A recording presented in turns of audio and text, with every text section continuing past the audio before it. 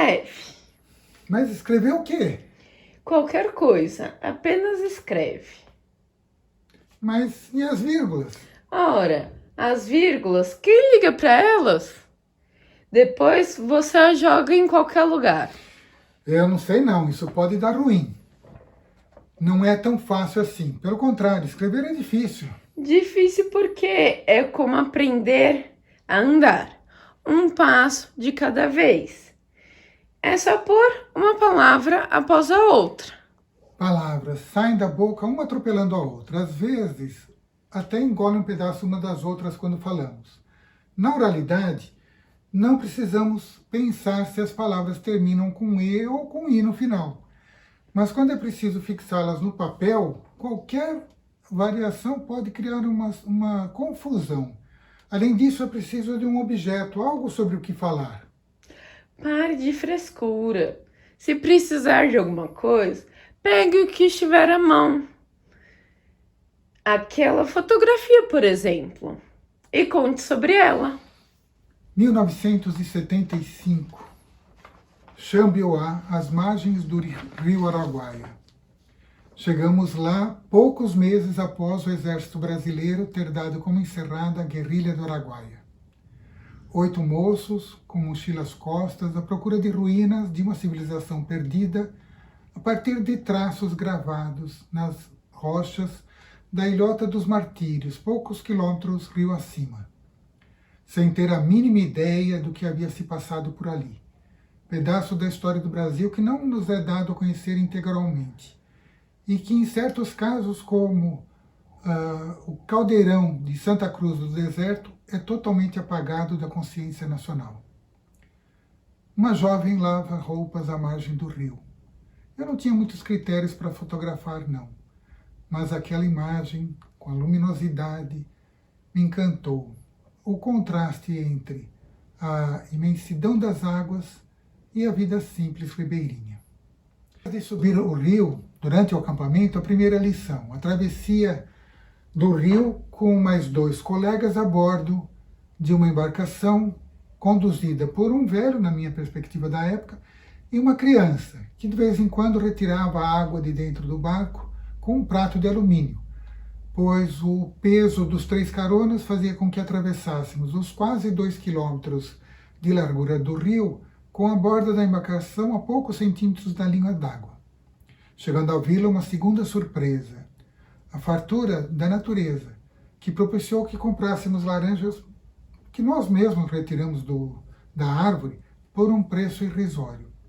Com tanta fartura na região, por que os jovens tinham de sair dali para ganhar a vida? Naquela região também aprendi que ali as estações do ano se resumiam a 2. Tempo de chuva e estiagem, tendo em vista que o calor era constante. Lembranças boas.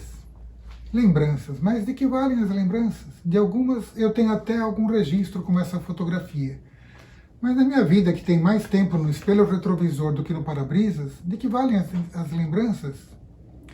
Guardo-as com carinho na memória e sinto prazer ao recordá-las. E um prazer maior quando tem alguém com quem dividi-las. Mas daí a fazer um trabalho de pós-graduação com elas não dá liga, não. Por que não? Não disseram que tem de vivenciar, experienciar antes, que neste trabalho a escrita vem depois daquilo que foi feito? Bom, fazer eu fiz, e não foi pouca coisa. Comecei no esporte antes mesmo de entrar para a escola, e guardo comigo ainda a minha primeira medalha que conquistei no judô em 1960, logo depois da inauguração de um clube que meu pai, um autodidata da arquitetura, projetou. Com ele aprendi a profissão de desenhista de arquitetura, antes mesmo de entrar para o curso de edificações da Escola Técnica Federal, profissão que abandonei logo depois do primeiro vestibular na FAUSP, porque percebi que eu não teria autonomia de voo. Eu não conseguiria fazer os meus projetos permanecendo no escritório paterno. Enveredei então para a educação física, já que tinha um pé no esporte como faixa preta de judô. O começo, o magistério municipal foi desconfiado. Fico 3 anos para ver como é que me saio. 3 anos depois ainda não tinha certeza. Acho que vou ficar mais 2 anos. Ao final do 5º ano não lembrava mais da dúvida. E lá se vão 42 anos. Logo no 1º ano, em plena ditadura militar, a primeira lição. A escola, como era de praxe, iria participar do desfile de 7 de setembro. E uma das funções do professor e da professora de educação física era preparar os alunos para o desfile. E eu não tinha dúvidas. Todos deveriam participar. Mas aí a diretora Altair me chamou e disse: olha, Marcos, se você levar os meninos com tênis rasgado e camiseta furada, eles vão ser alvo de chacotas. Infelizmente, tem muita gente no meio do povo que vai rir deles e eles vão se sentir mal. Compreendi então que ela estava procurando preservar a imagem daqueles economicamente menos favorecidos, e aceitei o conselho. Algumas preocupações ocuparam bastante o meu fazer desde o início. Uma delas relacionava o campo da educação física com o do direito. Explico. Por mais cedo que eu chegasse à escola, encontrava os meninos jogando bola. E como eles não tinham relógio para marcar o tempo de jogo, uma regra estava estabelecida. Quem ganha fica. Ou, se quiserem, a lei do mais forte, perfeitamente integrada a essa nossa sociedade brasileira. E como funcionava? Simples. Alguns alunos mais habilidosos formavam uma equipe, e os outros, sem muitas chances de enfrentá-los, constituíam as outras. De forma que era comum eu chegar e encontrar um time jogando continuamente, enquanto que os outros se revezavam nas derrotas. Foram muitas as discussões que eu tive com a turma, e também sobre a preponderância do uso da quadra pelos meninos, quando as turmas passaram a ser mistas, e eu encontrava os alunos jogando bola e as meninas sentadas aguardando a aula. Uma ideia simples como o direito de todos e todas utilizarem por igual a quadra passa até hoje por uma barreira quase intransponível. A herança de um país formado por uma sociedade escravocrata. A herança autoritária e machista de um país formado por uma sociedade escravocrata. E se no geral sinto que não fiz muita diferença, guardo na memória algumas invencionices pedagógicas. Ensinar basquetebol numa meia quadra com uma única cesta para o arremesso fixada no muro de arrimo, até que não exigiu grande criatividade, pois os exercícios de controle de bola eram os mesmos que eu aprendera na faculdade. Mas na hora de realizar o jogo e até campeonato nessas condições, foi necessário mudar a regra do esporte. Após a conquista de uma cesta ou a retomada da posse de bola diante de um ataque frustrado, os dois times devem voltar para o lado da quadra que não tem cesta, para só daí então reiniciar a ação. Já em relação à conexão da educação física com a arte, acho que foi mais longe, mas não muito longe não. Nada comparável aos nossos colegas do curso. Este sim dá gosto de ver. Tem cantor, pintor, artista plástico, uma beleza. E mesmo quem não se declara como artista, faz cada apresentação no capricho que fico pensando, como é que eu vou mostrar as minhas lembranças? O Guga, por exemplo, com uns pedaços de papel, contou a história da vinda da família dele para o Brasil e até reproduziu a fala de cada um dos integrantes do grupo lá no iniciozinho do curso. Emocionante. E as apresentações semanais? Uma mais linda do que a outra. Parece até que está havendo uma certa competição de cada um fazer um pouco mais caprichado do que o outro. Nessas condições, como é que eu vou me aproximar dos colegas? Acho que vou tomar emprestado a ideia do Guga de fazer alguma coisa com papel. E lembrando outro dito popular, quem não cola não sai da escola, vou recortar algumas figuras em papel para ilustrar as minhas lembranças. Ixi, mas esqueci que as minhas habilidades artísticas são próximas de zero. Não tem problema não. Peça para a Luísa que ela faça. Venham cá, alunos. Alguém de vocês já foi visitar ou sabe o que é um museu de arte?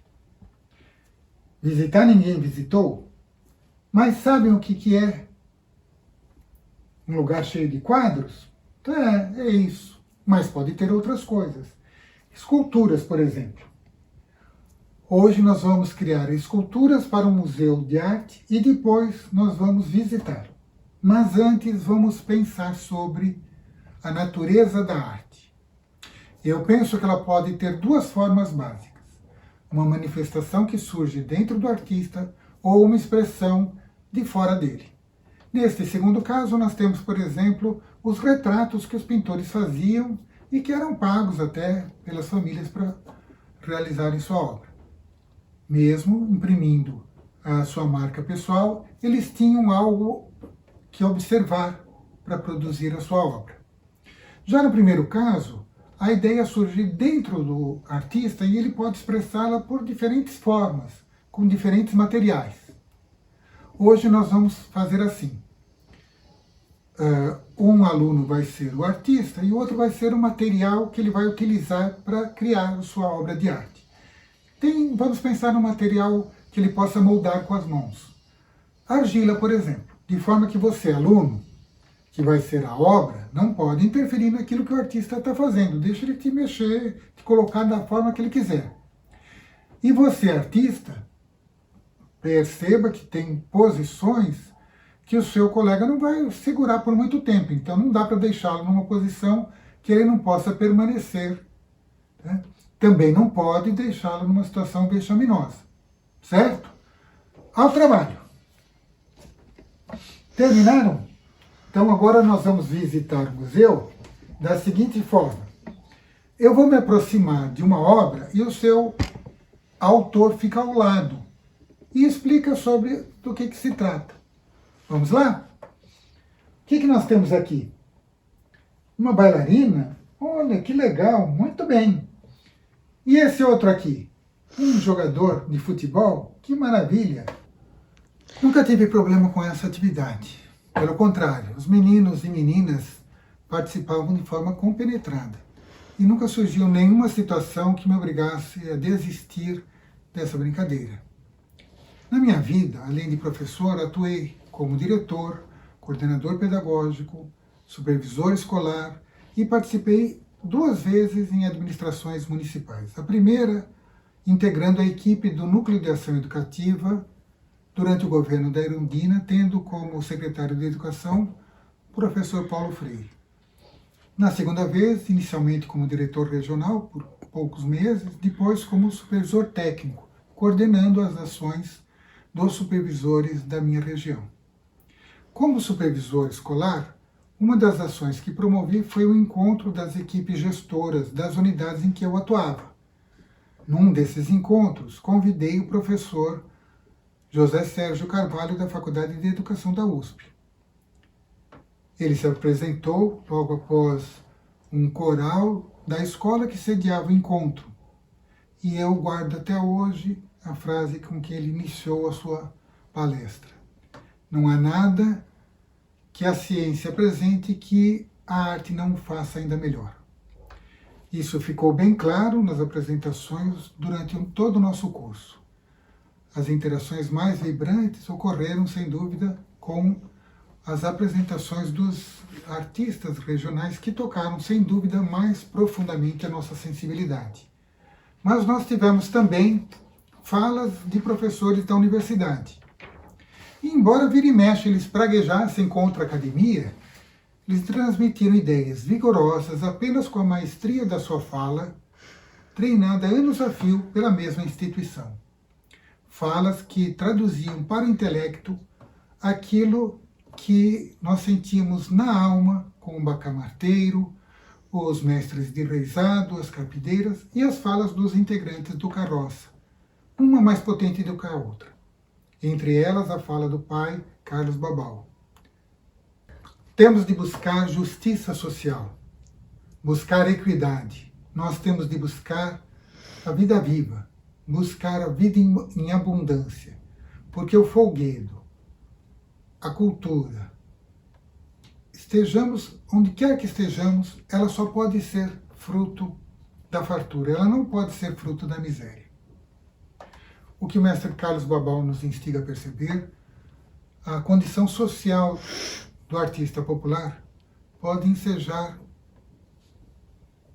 um questionamento entre as diferenças de um artista regional e os integrantes de um carroça do Malemolengos, a título de exemplo por outro. Arrisco dizer que há uma diferença entre um agricultor que tira dessa condição seu parco sustento e que de vez em quando, para alegrar sua gente, se transforma em palhaço Mateus, e aquela que fez da arte a sua função principal na vida. Entre os primeiros, vigora a condição da maioria do povo numa sociedade que explora de forma brutal a mão de obra. No outro lado, nós vamos encontrar aquele artista que alcançou fama e sucesso, e o outro que, apesar da sua genialidade, luta diariamente para se sustentar. As condições de vida que descrevemos podem parecer o óbvio ululante, aquilo que nós sabemos e que parece não ter jeito. E ao compararmos nosso país a outro que atingiu um patamar de oferecer a todos os cidadãos condições dignas de vida, é comum encontrarmos explicações que culpam o segmento mais pobre da população pelo seu estado, ou o governo, ou ainda a ambos, sem enxergar os interesses e as ações do extrato superior da sociedade de classes que vivemos. Neste curso, aprendemos que Padre Mestre Ibiapina, que atuou em várias esferas de poder, após se desencantar com o potencial de alteração do status quo da população por parte de cada uma dessas esferas, partiu para uma intervenção social direta a partir do pensamento que nós podemos fazer por nós mesmos. Esta frase tem frequentado minha cabeça desde o começo do curso. No início eu achei um tanto neoliberal demais. Já que ao Estado não cabe cuidar da população mais pobre, vamos fazer por nós mesmos. O que pode enveredar por desresponsabilizar o poder público de suas atribuições. Mais para frente, com as informações dadas referentes à cobrança das autoridades para que cumprissem seu papel frente aos cidadãos comuns, percebi que o chamado à solidariedade não descarta a devida fiscalização do poder nem a crítica da sociedade brasileira. Por muitos anos, devido ao acúmulo de 2 cargos, a minha jornada de trabalho ia das 7 da manhã às 10 da noite. Hoje, aposentado de um dos cargos, vivo a normalidade de trabalhar apenas 8 horas por dia. O que não me propicia uma vida de range e rede, como dizia o jagunço Tatarana, da obra de João Guimarães Rosa, Grande Sertão Veredas. Nesta minha trajetória, li muita coisa e cometi uma grande bobagem. A grande maioria dos escritos referia-se à minha vida profissional e deixei um pouco de lado a literatura. O apelo do mestre Carlos Babau, no entanto, me fez lembrar um outro que li no comecinho da minha vida profissional, o apelo à celebração de Ivan Illich, escrito em 1970. O apelo à celebração. Eu e muitos outros, conhecidos ou desconhecidos meus, a vós apelamos, para exaltar nosso poder conjunto de prover todos os seres humanos do alimento, roupa e abrigo que lhes são imprescindíveis para desfrutar do prazer de viver. Para que vos junteis a nós, a fim de descobrir o que podemos fazer para utilizar a humana capacidade de criar a humanidade, a dignidade e a alegria para cada um de nós. Para que vos torneis responsavelmente conscientes de vossa capacidade pessoal para exprimir vossos verdadeiros sentimentos e para vos reunirdes a nós nessa expressão. Somos forçados a viver essas mudanças. Não nos é dado planejar nosso caminho para a humanidade. Cada um de nós e cada um dos grupos em cujo seio vivemos e trabalhamos deve se tornar o protótipo da era que queremos criar. Os muitos modelos que se hão de desenvolver deverão proporcionar a cada um de nós um ambiente onde seja possível exaltar nossa potencialidade e descobrir o caminho para um mundo mais humano. Creio que inconscientemente esse apelo sempre me acompanhou e conscientemente me dispus a trabalhar no sentido de melhorar o lugar em que vivo, de um lugar específico, a escola pública. Uma escola regular, presencial, até o momento em que eu atuava como supervisor, e agora híbrida, e que se tornou parte fundamental da minha vida. De modo que eu recebo com certo desconforto os ataques que ela sofre, mesmo que justos. Concordo com Cristóvão Buarque quando ele diz que o fracasso da escola pública não é desvio de percurso, é projeto. Projeto da elite no sentido de manter a parte da população mais pobre à margem da divisão de riquezas produzida pelo conjunto da sociedade.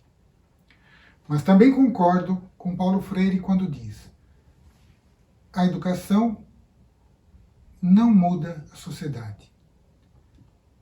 Sem ela, tampouco a sociedade muda. E continua: educação não transforma o mundo.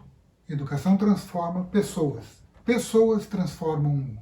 Convivi e convivo com pessoas que têm sérias críticas à estrutura e funcionamento da escola e que lutam diariamente para fazer uma escola diferente, que não só contribua para a melhoria de vida, da qualidade de vida do aluno, mas também para o aprimoramento do Estado brasileiro, tal como aparece no preâmbulo da Constituição.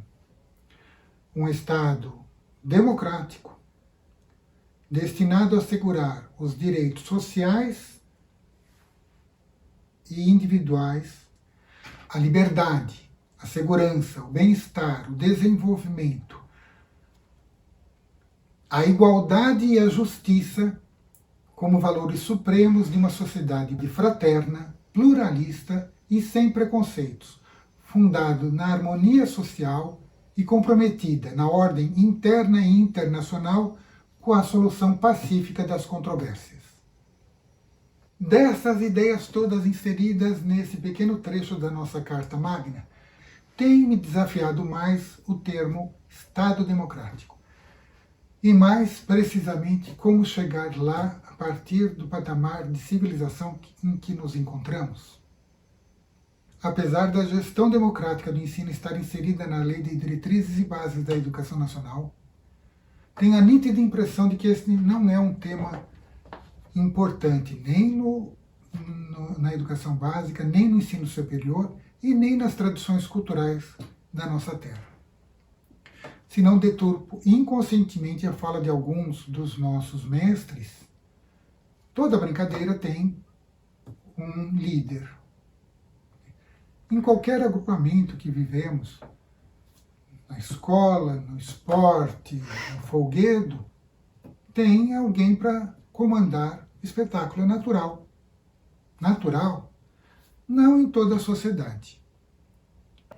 Ouvi certa vez numa entrevista concedida pelos irmãos Vilas Boas que nas comunidades indígenas com que eles tiveram mais contato, a figura do que nós chamamos de chefe era na verdade um dos integrantes da comunidade que pela sua idade ou experiência gozava de grande respeito entre os demais. E por essa razão era levado em consideração ao se tomar alguma decisão, porém não se tratava de uma ordem a ser cumprida. Pelo contrário, o indivíduo tinha total liberdade de agir de modo diferente se desejasse. Nem por isso os povos originários deixaram de ter uma rígida divisão de tarefas em função de sexo e idade definidas culturalmente. Na minha vida, uma das críticas mais frequentes que recebi ao coordenar o grupo de supervisores escolares foi o de não dirigir o processo de decisão de forma mais incisiva. Na verdade, creio ter sido o campeão de voto vencido nas decisões que teve com o grupo. Ou coisa difícil que é declinar do poder natural de definir do alto da cadeia de comando os rumos a seguir. Neste curso, ao retomar o estudo sobre as ideias pedagógicas no Brasil, a partir do livro de Demerval Saviani, deparei-me com as tentativas de mudar os rumos da educação no Brasil já nos meados do século XIX, com o Barão de Macaúbas, Abílio César Borges, passando pelos pioneiros da educação e chegando até os dias atuais, sem desconsiderar as críticas sinceras daqueles que almejam aprimorar a instituição escolar. Costumo contra-argumentar os que defendem o pensamento de que escola boa era de antigamente, quando os alunos aprendiam mesmo, porque só passava de ano quem sabia, com o que eu pude observar na minha experiência docente. Quando iniciei meu trabalho na Escola Municipal João Ramos, em 1980, a escola, como qualquer outra da região, tinha 10 classes de primeira série, com seus 35 alunos cada uma, e uma classe de 8ª série, final do curso naquela época, com seus 27, 28 alunos, menos de 10% dos que entraram. Do primeiro para o segundo ano, das 10 classes de primeira série eram formadas 5 de segunda série, 50%. O que aprenderam os alunos que foram expulsos da escola? Para que, meu Deus, uma escola assim? A resposta eu consegui no livro de Altair Romanelli, A Educação no Brasil, de 1924 a 1974. Uma escola assim respondia a uma função precípua, a seleção dos melhores. Tratava-se, portanto, não de educar crianças e jovens para a vida cidadã, mas de selecionar os melhores, aqueles que, pelo seu esforço pessoal, teriam o direito de frequentar a universidade, o único patamar de educação que importava na nossa sociedade extremamente verticalizada. Hoje, na mesma escola, João Ramos, das 3 primeiras turmas que ingressam, temos 2 de 9º ano. E para aqueles que ainda assim afirmam que o ensino antes era melhor porque os alunos aprendiam e agora os que saem não sabem nada, eu retomo a estatística que apresentei. Considerando que os 28 alunos da década de 80 tivessem aprendido tudo o que se esperava. Hoje, mesmo tendo 2, 3 alunos com muitas dificuldades na escrita e que concluem o curso, e perto de 50% que não aprendeu tudo o que se esperava, né? Nós temos mais do que os 28 com o aprendizado adequado. A exclusão não terminou totalmente, mas regrediu de uma forma considerável. Não posso dizer que tenha tido grande responsabilidade nessa mudança, mas repetindo o que o Richard nos ensinou, fiz aquilo que estava ao alcance dos meus braços para que ela acontecesse. E grande parte do que pude fazer não se deve à minha ação exclusiva, senão por ter ao meu lado minha companheira Edilene. Encontramos-nos nos corredores da Faculdade de Letras. Eu iniciando o meu 2º curso superior e ela terminando o primeiro dela. Uma pernambucana de pesqueira com bacharelado em hebraico. Uma composição inusitada.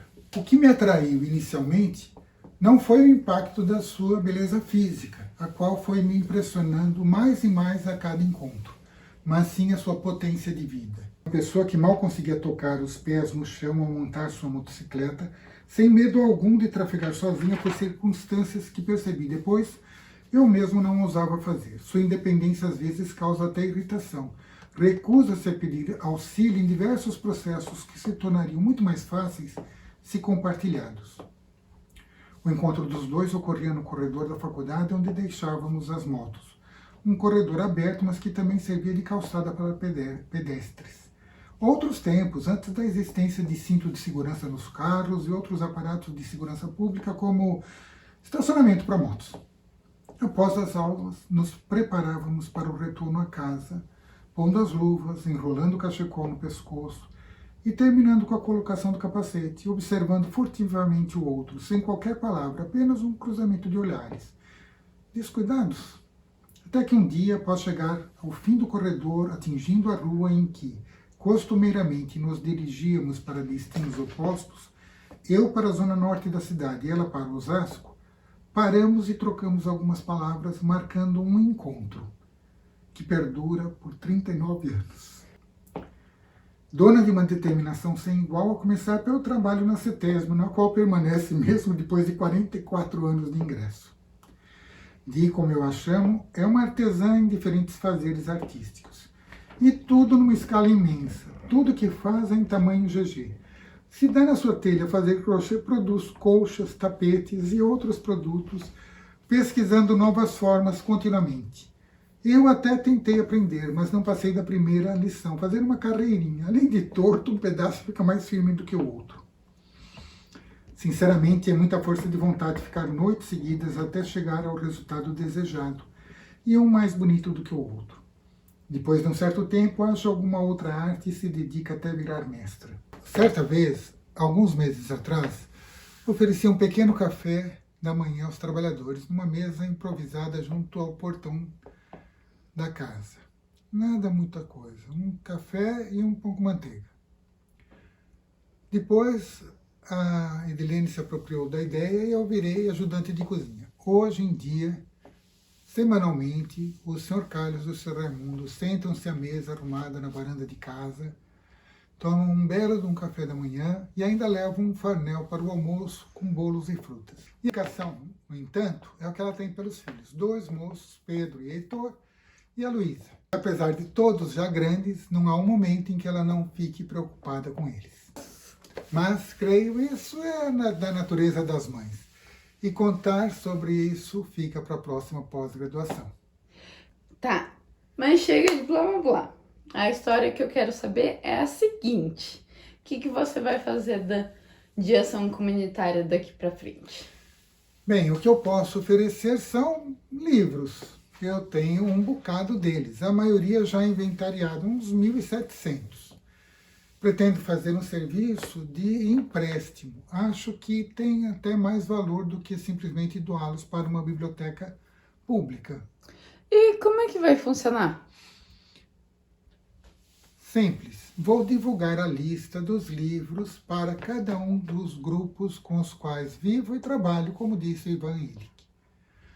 Então, posso levar para o meu serviço, deixar com quem quiser emprestado, ou a pessoa vem pegar em casa, se morar aqui perto. E no caso daqueles que moram muito longe, vou pedir para que cubram os custos da postagem.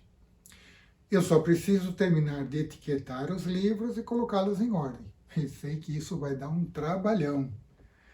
E para aqueles que ficaram curiosos com a sigla TCC, NPD, TCC, Diálogos Interiores, explico. Tecendo confluências comunitárias na perspectiva de todos com o carroça. Diálogos Interiores.